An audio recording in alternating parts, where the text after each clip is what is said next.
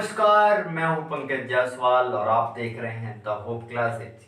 मेरे प्यारे बच्चों, आप लोग कैसे हैं?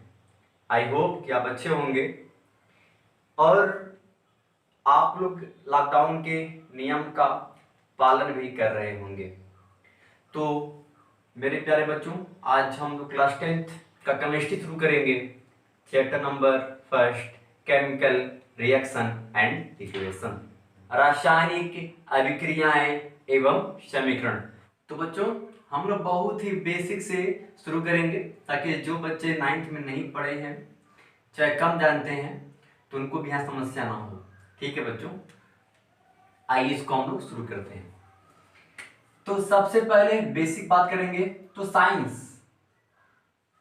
साइंस की स्पेलिंग क्या होती है? SCIENCE। अब साइंस जो वर्ड है ये लैटिन भाषा के स्क्राइब से मिलकर बना हुआ है। स्क्राइब से बना हुआ है जिसका मीनिंग होता है टू नो और नॉलेज। कहीं कहीं आपको ये स्कैंसिया भी दिख जाए, स्क्राइब, और कहीं कहीं स्कैंसिया।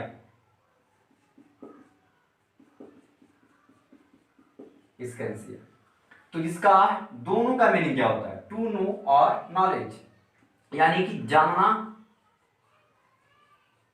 या सीखना।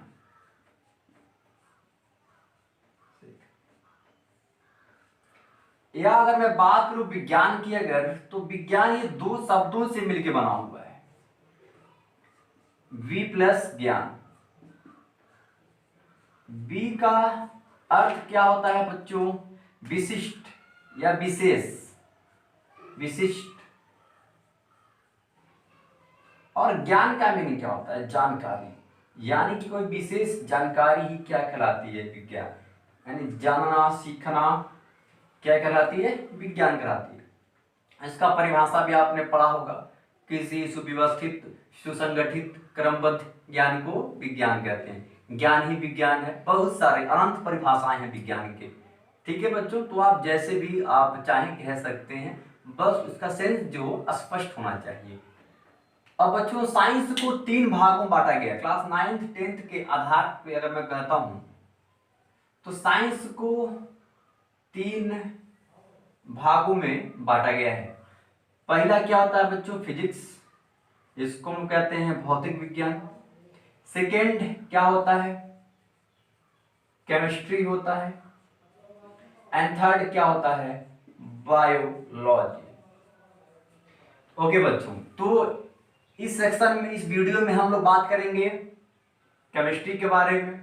ठीक है बच्चों, फिजिक्स का भी पड़ेगा वीडियो, इसका क्लास लेंगे राजन सर। ठीक है बच्चों, और अभी केमिस्ट्री का क्लास चल रहा है और कुछ दिन के बाद आपका बायो का भी हम प्रयास करेंगे कि क्लास हम यहाँ पर चला सकें।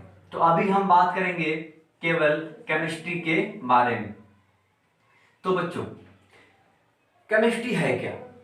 सबसे पहले हम पढ़ते हैं केमिस्ट्री, नहीं जानती नहीं है कि होता क्या है, ये केमिस्ट्री का वर्ड आया कहां से, ये सब बातें हमें आवश्यक है जानना। इतिहास आवश्यक है जानना कि हम क्यों पढ़ रहे हैं, ऐसा क्या हुआ, क्या नहीं हुआ था। तो केमिस्ट्री मिस्र के प्राचीन नाम कैमी से लिया गया है। एक देश है मिस्र, और उस देश मिस्र का प्राचीन नाम क्या था बच्चों? कैमी था। तो इसी नाम से क्या बन गया केमिस्ट्री। ठीक है बच्चों, ऐसा माना गया है कि संसार में सबसे पहले केमिस्ट्री का ज्ञान मिस्र वासियों को था, इसीलिए उनके नाम से क्या पड़ गया? केमिस्ट्री पड़ गया। ठीक है बच्चों, और केमिस्ट्री में हम क्या पढ़ते हैं? किसी भी पदार्थ के गुण, संगठन, संरचना और इनके क्रियाविधि के बारे में हम अध्ययन करते हैं। ठीक है, उन्हें बोलते हैं केमिस्ट्री। और यहाँ पे लिखा हुआ है पदार्थ, इसको हम लोग कहते हैं द्रव्य, या इसको हम कहते हैं मैटर। तो सवाल ये है कि मैटर क्या होता है, ठीक है। तो बहुत बेसिक से हम पढ़ेंगे, क्योंकि जो ये टर्म है, पदार्थ क्या होता है, तत्व क्या होता है, अणु क्या होता है, कण क्या होता है, परमाणु क्या होता है, आयन क्या होते हैं, यौगिक क्या होता है, ये सब चीजें आपको बार बार मिलेंगी। तो वैसे 9th में आप पढ़े होंगे। तो बच्चों सबसे पहला हमारा पॉइंट है द्रव्य या पदार्थ,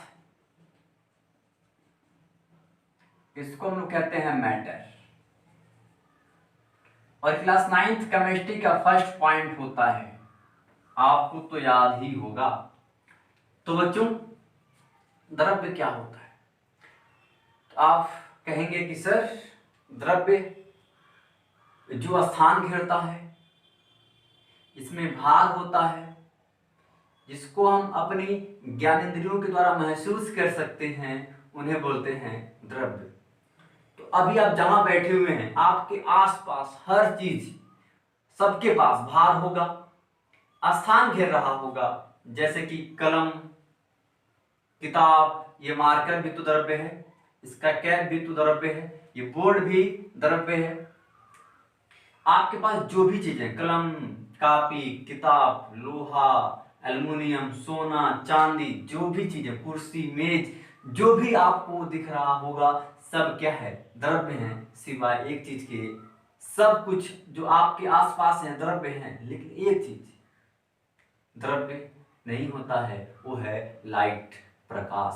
प्रकाश द्रव्य नहीं है, ये बहुत ही मेन पॉइंट बच्चों, प्रकाश द्रव्य नहीं है। अब सवाल ये है कि ये द्रव्य क्यों नहीं है, क्योंकि प्रकाश स्थान नहीं घेरता है। आपके पास आसपास में लाइट लगा होगा, तो आप देख रहे होंगे कि लाइट स्थान नहीं घेर रहा है। अब हमारा पॉइंट नंबर 2 है तत्व, एलिमेंट। एलिमेंट क्या होता है बच्चों, तो एलिमेंट क्या है कि ये एक ही प्रकार के परमाणुओं से मिलकर बने होते हैं। क्या बोला कि एलिमेंट क्या होते हैं, एक ही प्रकार के परमाणुओं से मिलकर बने होते हैं। एक ही प्रकार के,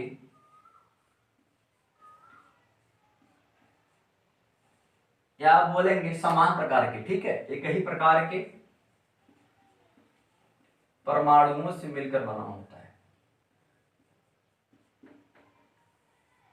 परमाणुओं से मिलकर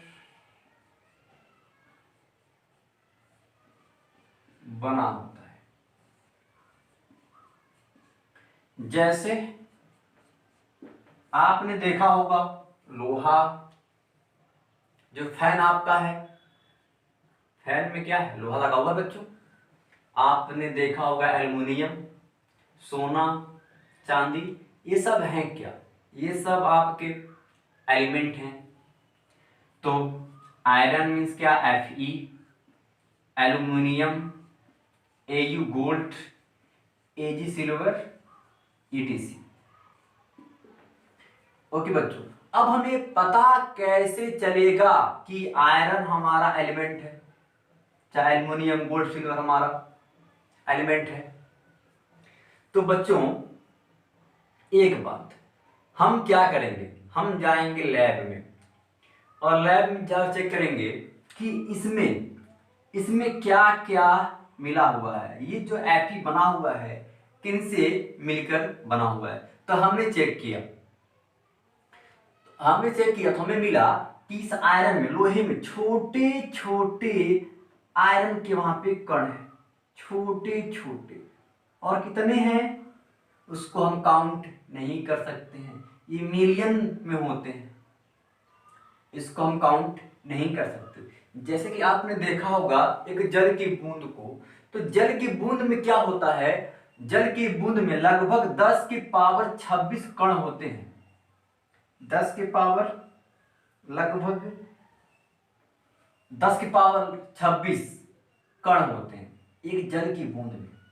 तो क्या काउंट कर पाएंगे हम लोग? मुश्किल है कर पाना। तो ऐसे यहां पर कितने इसके कण हैं, काउंट कर पाना मुश्किल है। अब आपके मन में एक सवाल आ रहा होगा कि कण क्या होता है, पार्टिकल क्या होते हैं, पार्टिकल क्या होते हैं। तो बच्चों जब कभी भी कण के बारे में बात करता है तो आप समझो ये बात कर रहा है अणु, परमाणु और आयन के बारे में। ओके बच्चों, जहां भी कण आ गया उसका अर्थ क्या हुआ, परमाणु या तो अणु, आयन। यानी कण को 3 भागों में बांटा गया है, परमाणु, अणु और आयन के बारे में। अब आयन को भी 2 भागों में बांटा गया है, एक होता है पॉजिटिव आयन, एक होता है नेगेटिव आयन। ओके बच्चों, इसको हम बोलते हैं मॉलिक्यूल, सॉरी इसको बोलते हैं एटम, इसको बोलते हैं मॉलिक्यूल, अणु को इसको बोलते हैं आयन।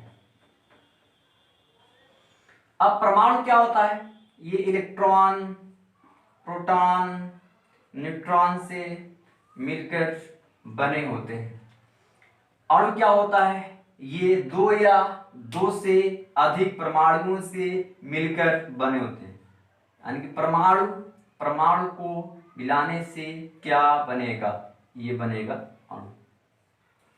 अब आयन से क्या होता है, एक होता है पॉजिटिव, एक होता है निगेटिव। तो जो इलेक्ट्रॉन को दान करता है, जो दाता है, उसके ऊपर चार्ज क्या आता है, पॉजिटिव, और जो इलेक्ट्रॉन को लेता है उस पर चार्ज क्या आता है, नेगेटिव, ग्रहण करता है। ओके बच्चों, तो कुछ बेसिक बातें हम कर रहे हैं यहाँ पे, तो आपको समझ में भी आ रहा होगा। ठीक है, उसके बाद एक और हमारा बेसिक पॉइंट आता है, इसका नाम है यौगिक। यौगिक कंपाउंड, इसे हम प्यार से कहते हैं। ठीक है, तो कंपाउंड क्या होता है, 2 या 2 से अधिक पदार्थ किसी सर्टेन निश्चित अनुपात में मिलकर बने हों उनको बोलेंगे कंपाउंड। जैसे कि जल, वाटर, H2O। तो H2O में H और O का रेशियो सदैव क्या बनता है, 1:8 बनता है। ओके बच्चों, कहीं का भी रह पानी, समुद्र का, नदी का, नल का, वर्षा का पानी हो, सब में H और O का अनुपात क्या बनेगा, 1:8 बनता है। और ये अनुपात निकलता कैसे है, तो बहुत सिंपल है।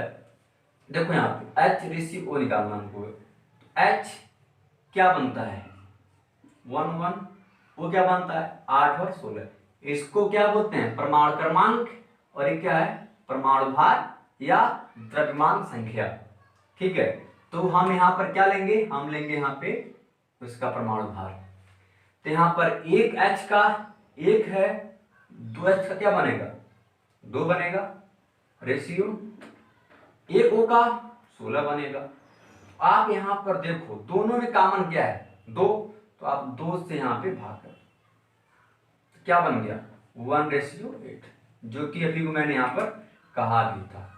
तो ऐसे हम निकाल सकते हैं। तो इन सब बातों को आप लिखिए।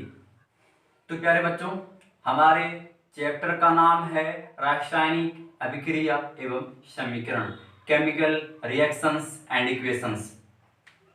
तो हम इसके बारे में बात करेंगे, लेकिन इसके पहले हम ये जान लें कि हमें यहाँ पर क्या क्या अध्ययन करना है। ठीक है बच्चों, तो हमारा फर्स्ट पॉइंट होगा यहाँ पर परिवर्तन के बारे में हम पहले यहाँ पढ़ेंगे। ठीक है बच्चों, चेंज के बारे में पढ़ेंगे, और इनको 2 भागों में बांटा गया है। पहला है भौतिक परिवर्तन, फिजिकल चेंज, फिजिकल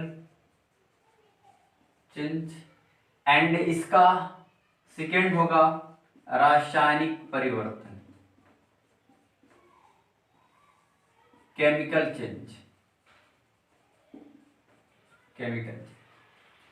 इसके बाद हम पढ़ेंगे पॉइंट नंबर 2, रासायनिक अभिक्रिया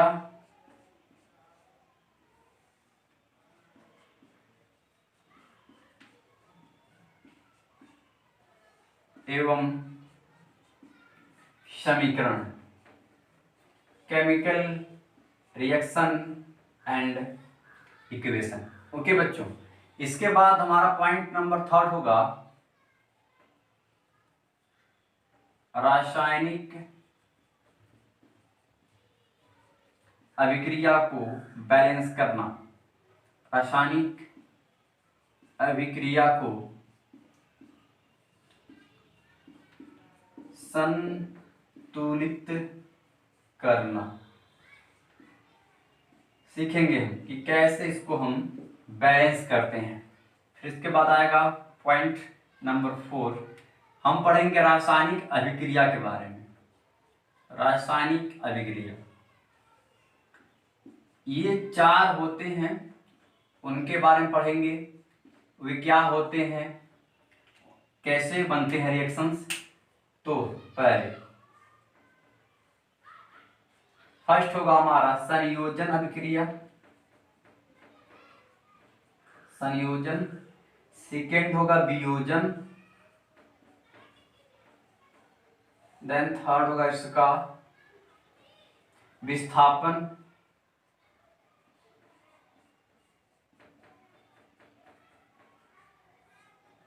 देन इसका 4 होगा उष्माशोषी,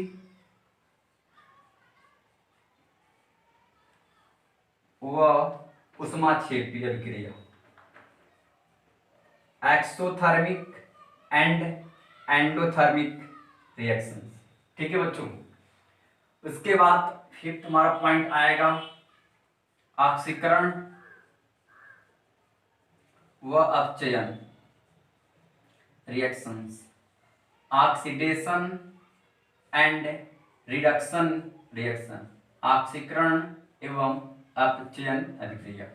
फिर पॉइंट नंबर 6 आएगा हमारा ऑक्सीकरण संख्या ज्ञात करना, कि कैसे हम ऑक्सीडेशन नंबर, ऑक्सीकरण संख्या ज्ञात करते हैं।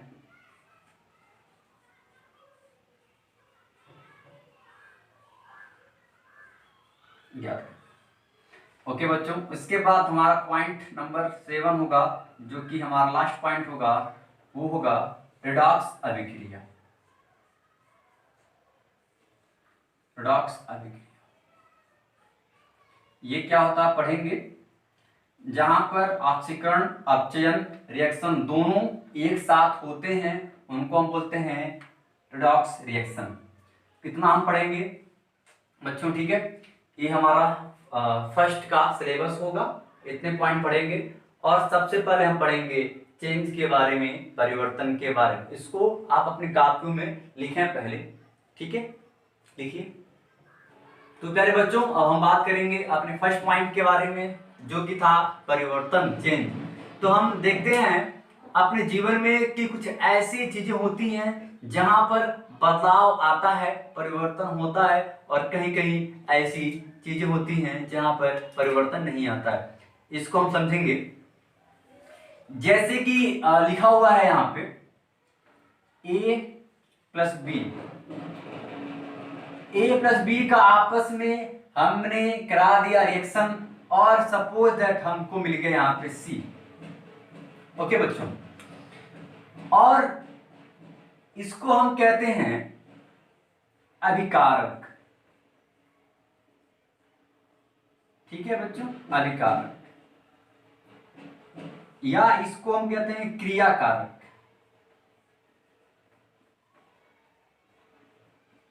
ठीक है, या इसको हम बोलते हैं रिएक्टेंट।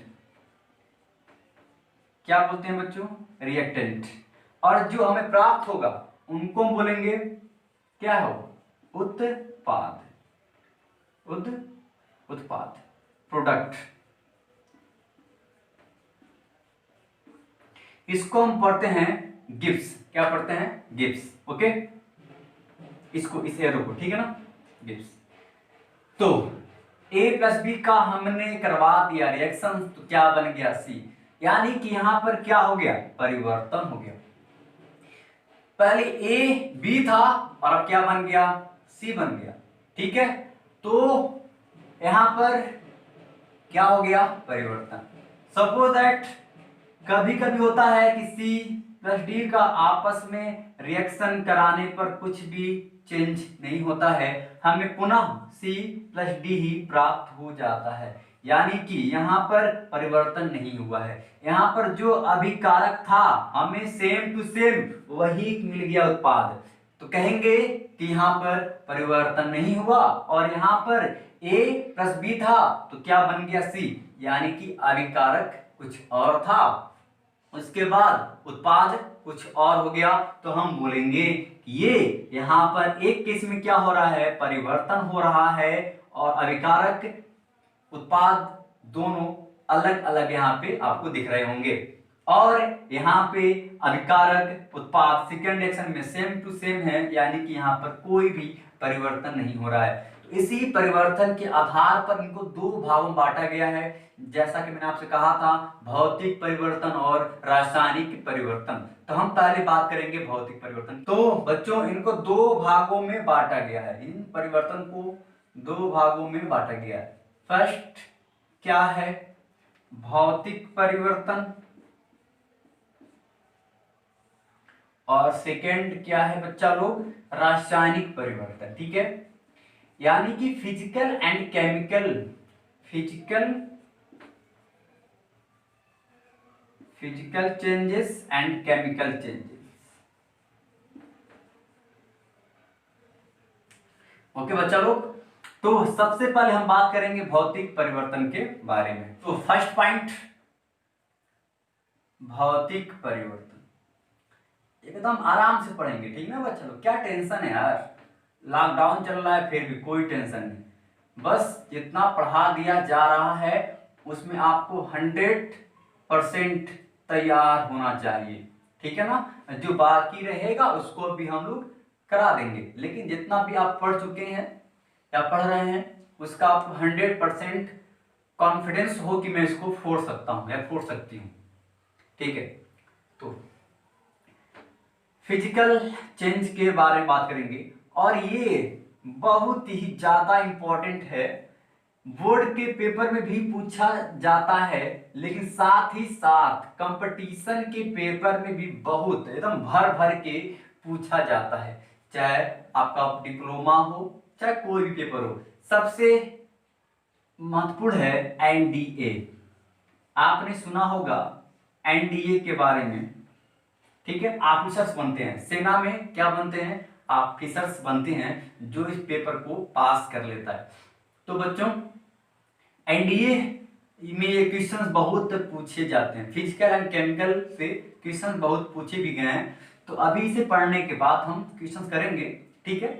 डोंट वरी, हम भौतिक परिवर्तन के बारे में हम बात करेंगे, समझेंगे कि अगर हमने यहां पर लिया है कोई element A plus element B, और ए बी का हमने करा दिया रिएक्शंस, तो क्या बन गया? C, और ये यहां पे लिया है मैंने क्या? Double arrow.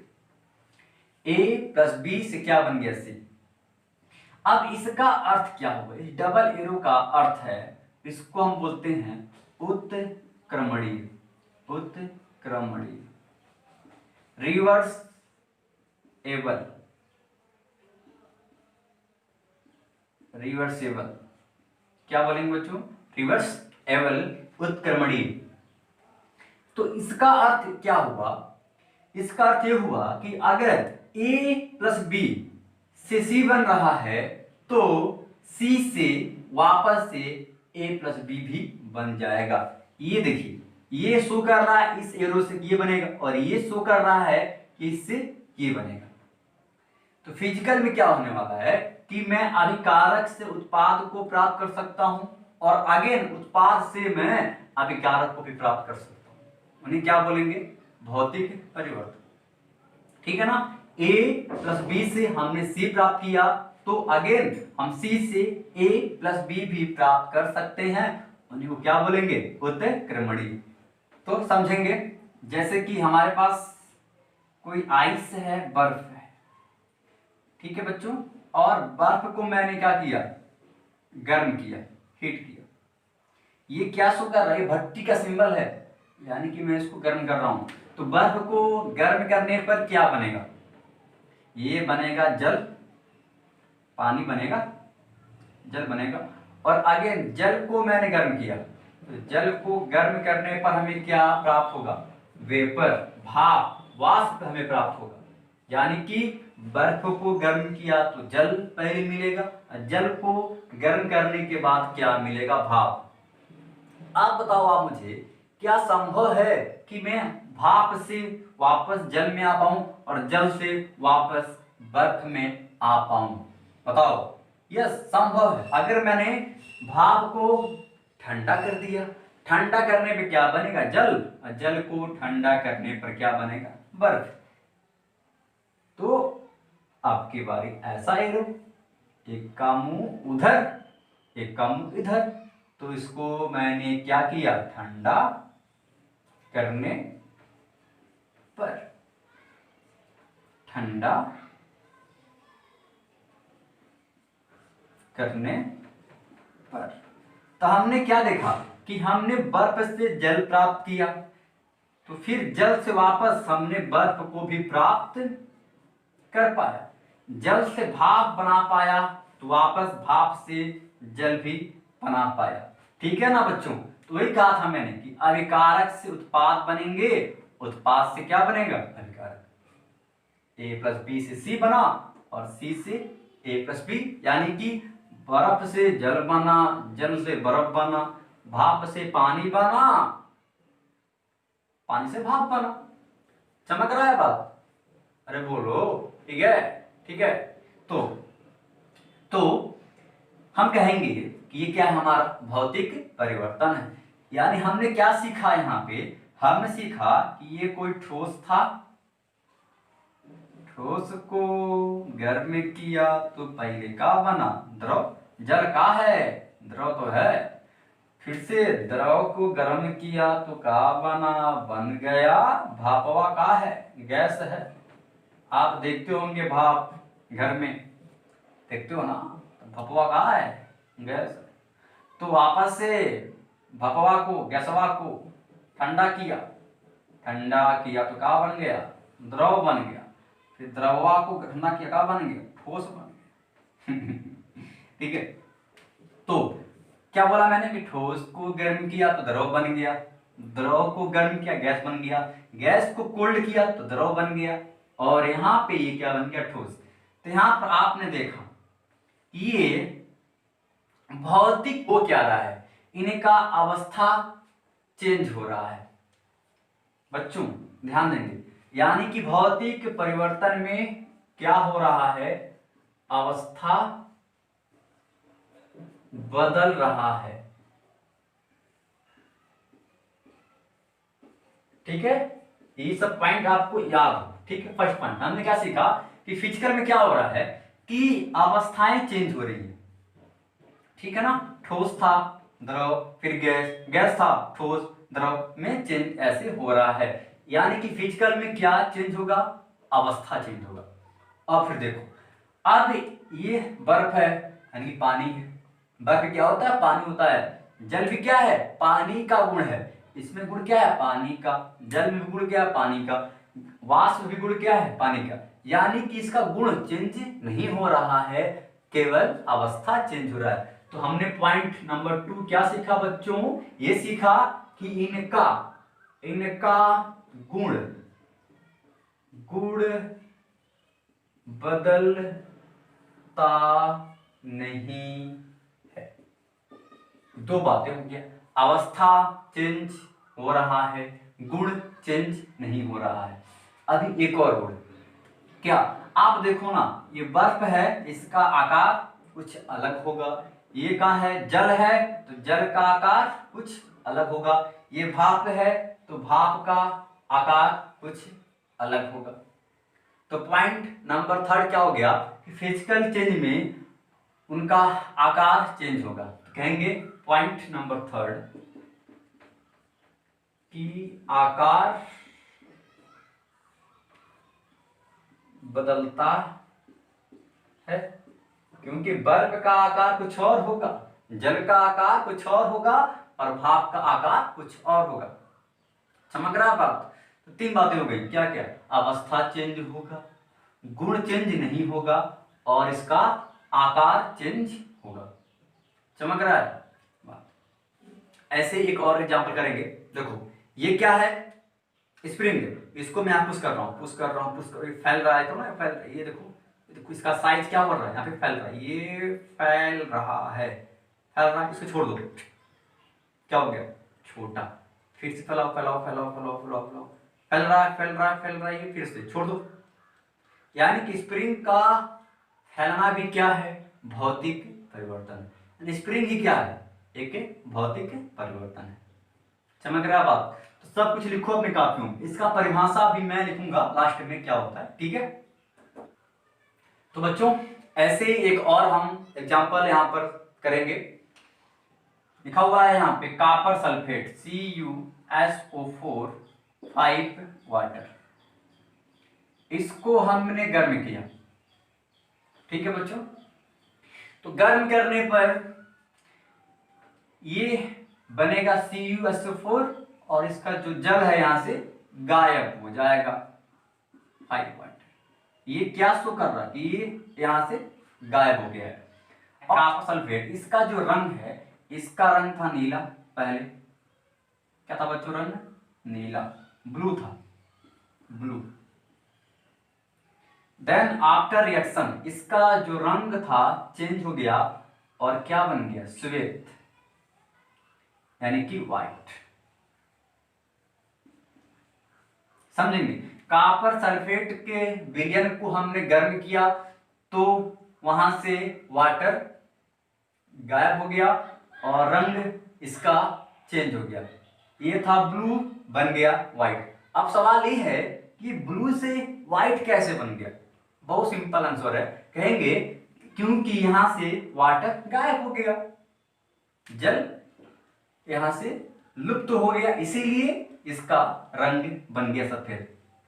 अब सवाल ये है बच्चों कि क्या इस सफेद को वापस से हम लोग नीला में चेंज कर सकते हैं कि नहीं? आंसर है हाँ। सवाल ये है कैसे?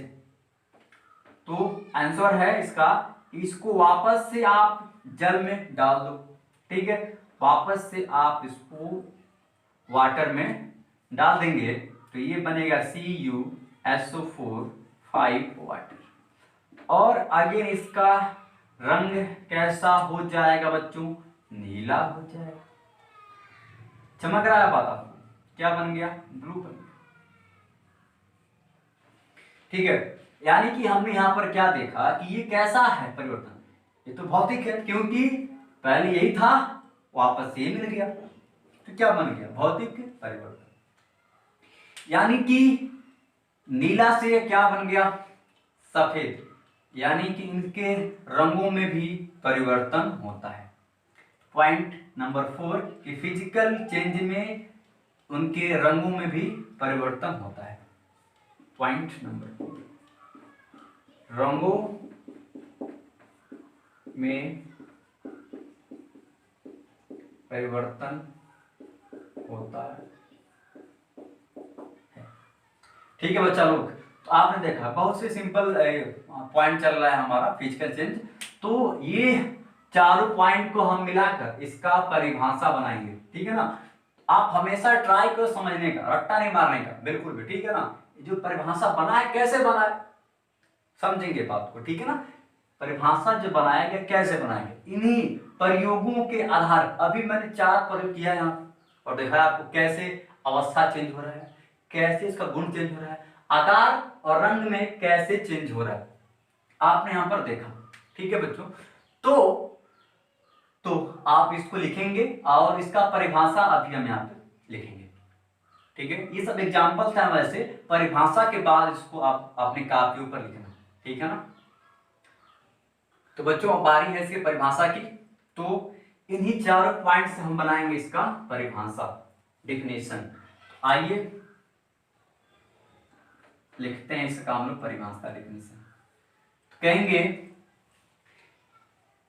कि वे परिवर्तन जिनमें केवल पदार्थ की भौतिक अवस्था चेंज होती है, आकार चेंज होता है, रंग चेंज होता है एवं भौतिक गुण चेंज होता है, लेकिन रासायनिक गुण, इसका केमिकल प्रॉपर्टी चेंज हुआ क्या बच्चा लोग? नहीं, केमिकल प्रॉपर्टी चेंज नहीं होगा।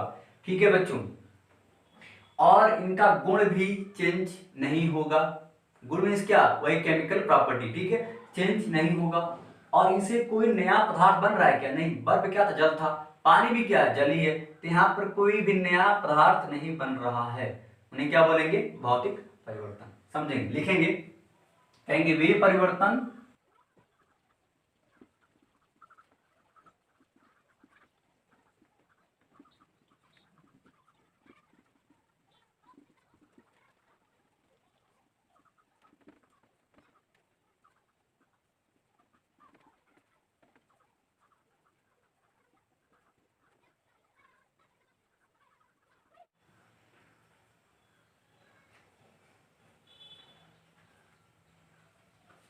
तो बच्चों हमने लिख लिया यहाँ परिभाषा, और एग्जाम्पल भी लिखा हुआ है। इसके पहले भी एग्जाम्पल लिखा था मैंने, उसको भी आप लिख लेंगे। तो क्या लिखा परिभाषा? मैंने कहा वे परिवर्तन जिनमें पदार्थ की भौतिक अवस्था, आकार, रंग एवं भौतिक गुणों में परिवर्तन होता है, रासायनिक गुण एवं संगठन में कोई परिवर्तन नहीं होता है तथा इनसे कोई नया पदार्थ नहीं बनता है, भौतिक परिवर्तन कहलाता है, जैसे लिखा है। और इसके पहले भी मैंने एग्जांपल्स करवाए, इसको भी लिखिएगा और इसको समझिएगा कैसे हो रहा है। ठीक है, तो प्यारे बच्चों अब हम बात करेंगे केमिकल चेंज के बारे में, रासायनिक परिवर्तन के बारे में बात करेंगे, समझेंगे इसको। जैसे कि आप मान लो लिखा हुआ है A + B गिव्स C। आपको याद होगा भौतिक में यहाँ पर डबल एरो था, यहाँ पर सिंगल एरो है, उसका नाम था उत्क्रमणीय, इसका नाम होगा अनुत्क्रमणीय, अनुत्क्रमणीय अभिक्रिया। यानी कि जहां पर सिंगल एरो होगा उसको हम बोलेंगे क्या है? अनुत्क्रमणीय अभिक्रिया। इसका अर्थ क्या हो बच्चों कि यहां पर A + B से C तो मिलेगा, लेकिन C से A + B हमें प्राप्त नहीं होने वाला है। इससे ये प्राप्त नहीं होगा। A + B से C तो हमें प्राप्त होगा, लेकिन C से A + B प्राप्त नहीं होगा। यानी कि अभिकारक से उत्पाद प्राप्त होगा, लेकिन उत्पाद से अभिकारक प्राप्त नहीं होगा। ठीक है बच्चों, समझेंगे यहाँ पे। और यहाँ पर जो C बन रहा है उसका जो गुण है A + B से एकदम अलग होगा, एकदम अलग। कैसे होगा देखते हैं। जैसे आप मान लो कि आपके पास कोई कच्चा फल है, कच्चा फल आम है, समझो कच्चा आम है, इसमें आम का चल रहा है सीजन और आप खूब आम खा भी रहे होंगे। तो कच्चा फल है और फल पका हो गया, पका फल हो गया, कच्चा से फल कैसा? पका फल हो गया। तो कच्चा फल से पका फल तो हो जाएगा, लेकिन क्या पका फल से कच्चा फल हो पाएगा? हो पाएगा क्या? नहीं हो पाएगा। यानी कि केवल अभिकारक से उत्पाद प्राप्त होगा, उत्पाद से अभिकारक प्राप्त नहीं होगा। तो उन्हें क्या बोलेंगे? रासायनिक परिवर्तन। और भी है, जैसे कि दूध है, दूध से बन गया क्या? दही। क्या बन गया बच्चों? दही बन गया। अब क्या दही से वापस दूध बन पाएगा? दूध से दही बन गया, तो क्या अब दही से वापस दूध बन पाएगा? नहीं बन पाएगा। जैसे और भी दूध है,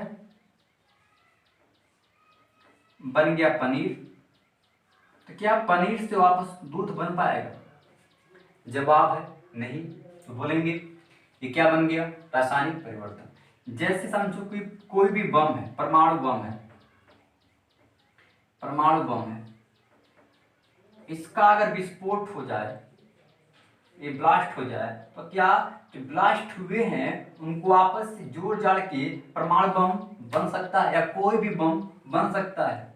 जवाब है नहीं, क्योंकि ये रासायनिक परिवर्तन है। ठीक है ना बात ये? तो ऐसे एक और एग्जांपल है, आपके पास लोहा है, ठीक है, कोई आयरन है और लोहा में लग गया जंग। क्या लग गया बच्चों? लोहे में जंग लग गया।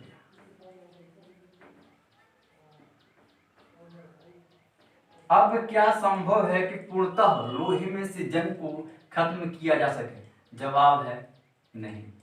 ठीक है बच्चों, तो हमने क्या देखा कि यहाँ पर अभिकारक से उत्पाद प्राप्त होगा, लेकिन उत्पाद से अभिकारक प्राप्त नहीं होगा, तो उन्हें बोलेंगे रासायनिक परिवर्तन।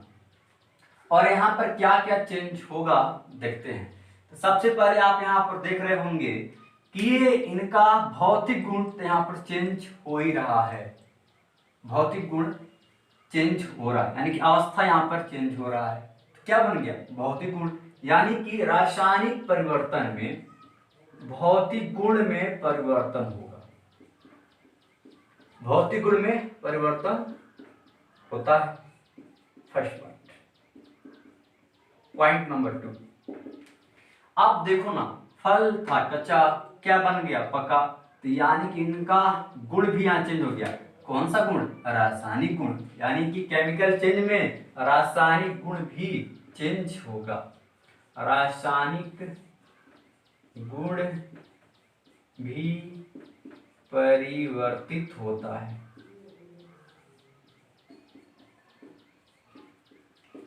ठीक है, यानी कहेंगे फिजिकल में क्या था? ओनली फिजिकल गुण उसके चेंज हुए थे, लेकिन केमिकल चेंज में क्या होगा?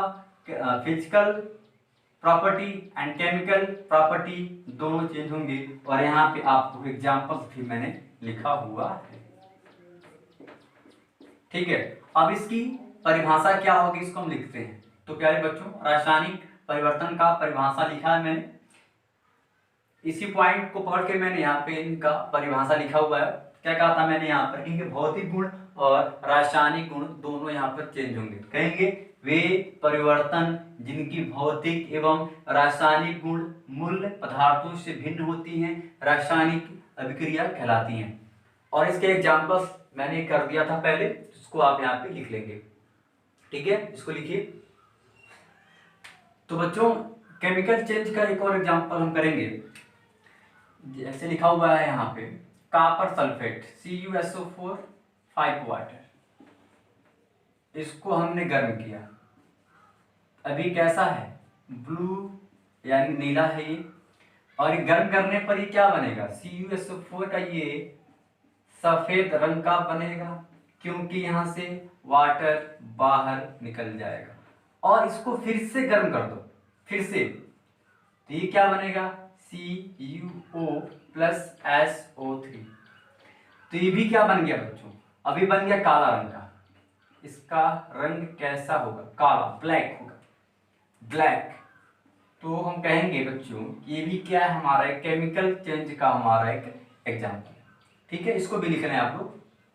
तो प्यारे बच्चों, जो अभी तक हमने पढ़ लिया उस आधार पर हम कुछ ऑब्जेक्टिव क्वेश्चंस को यहाँ सॉल्व करेंगे। सबसे मुख्य बात यह है कि आपको ऑब्जेक्टिव क्वेश्चन सॉल्व करने आने चाहिए। ठीक है बच्चों, तो उसको देखते हुए मैं यहाँ पे इसको सॉल्व कराऊंगा। और एनडीए में पूछे गए क्वेश्चंस को भी यहाँ पे करा रहा हूँ। आप इसे खुद करेंगे, इसे आप खुद करिए। आपके पास टाइम है 2 मिनट का।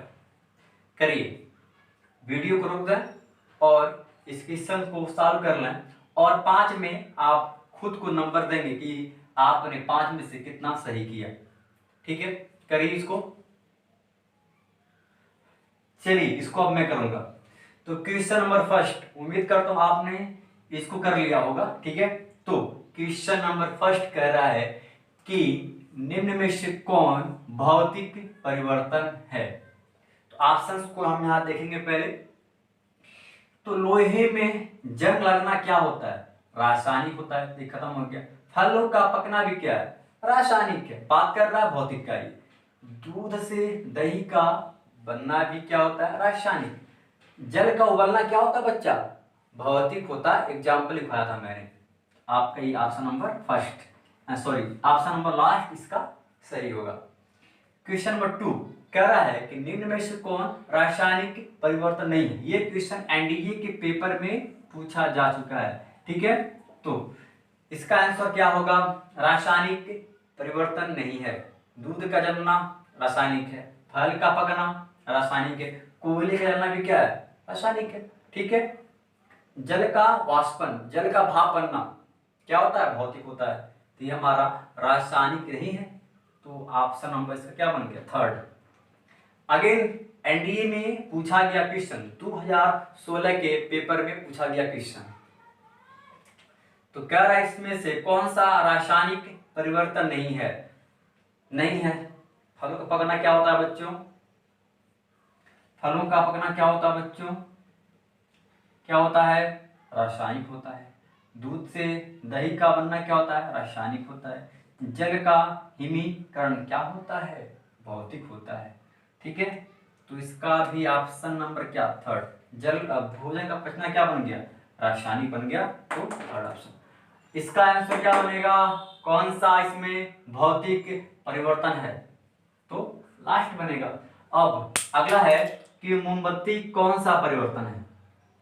आपको पता हो बच्चों कि भौतिक भी और रासायनिक भी है, ये दोनों होता है, ये एक अपवाद है। ये आपको याद होना चाहिए कि मोमबत्ती कौन सा होता है, भौतिक भी और रासायनिक भी होता है। ओके बच्चों, इसको लिख लें आप लोग, ठीक है। आज के लिए इतना ही करेंगे हम लोग। और बच्चों इस वीडियो को लाइक करें, कमेंट करें और बताएं कि आपको आज का क्लास कैसा लगा। और कमेंट में आप बताएं कि आपने इस 5 क्वेश्चन में से कितना आपने सही किया था, ठीक है। और बच्चों इस वीडियो को आप शेयर भी कर दें ताकि आपके मित्र भी इसको देख पाएं, कुछ सीख पाएं। घर पे रहें, स्वस्थ रहें, पढ़ाई करें। जय हिंद, जय भारत, वंदे मातरम।